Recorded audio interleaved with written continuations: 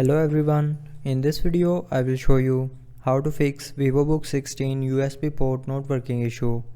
So before starting the video, don't forget to subscribe the channel and also press the bell icon. So to fix this issue, follow every single step as I am showing you in this video.